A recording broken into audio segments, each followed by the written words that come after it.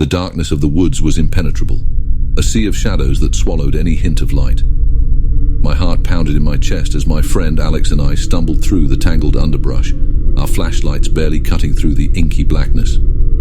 We had been hiking for hours, guided only by the faint moonlight that occasionally filtered through the dense canopy of trees. The rustling leaves and distant hoots of owls added to the eerie atmosphere. Alex and I had ventured into the woods to test our courage, but now, all we wanted was to find our way back to civilization. The forest seemed to stretch endlessly, a labyrinth of twisted paths and looming trees that all looked the same. Panic gnawed at the edges of my mind as I realized we were hopelessly lost. "Alex, we need to turn back," I urged, my voice trembling. He shook his head, his face illuminated by the pale glow of his flashlight. "We can't be that far from the trail. Let's keep going a bit more." Reluctantly, I followed him, my footsteps echoing like a death knell in the silence. It was then that we heard it, a low, guttural growl that seemed to come from all directions at once. We froze, our flashlights trained on the source of the sound. Emerging from the shadows, a creature like none I had ever seen before stepped into the feeble circle of our light. It was massive, covered in matted fur, with gleaming yellow eyes that held a predatory intelligence. A guttural growl escaped its jaws, revealing rows of razor-sharp teeth. My heart raced as I realized we were face to face with a werewolf, an impossible, nightmarish creature from folklore. Alex and I exchanged terrified glances, but before we could react, the werewolf lunged. With blinding speed, it seized Alex, its jaws closing around his throat in a spray of blood. Time seemed to slow to a crawl as I witnessed the unimaginable. The snarl of the beast, the wet tearing sound, the crimson spray of blood. It all played out before me in gruesome detail. My friend's eyes widened with terror, his face contorted in agony. His scream muffled in a gurgle of blood, and then, in an instant, life fled from him.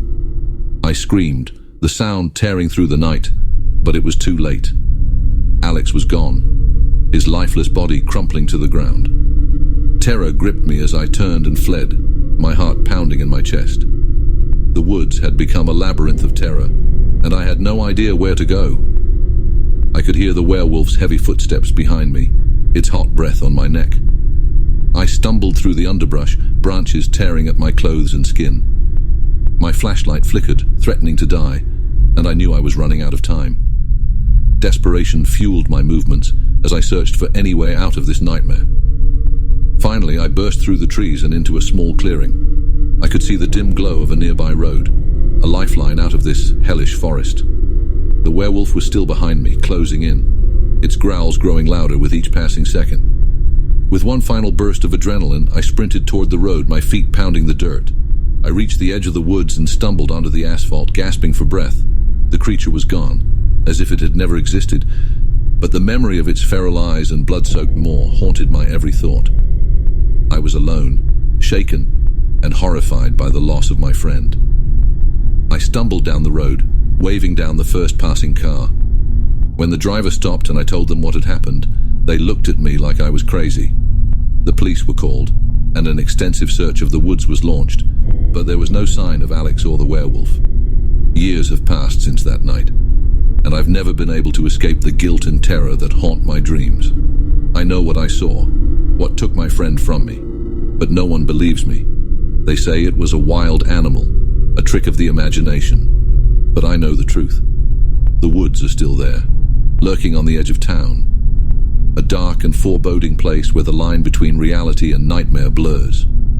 I often find myself standing at the edge of the forest, staring into the shadows, wondering if the werewolf still lurks there, waiting for its next victim.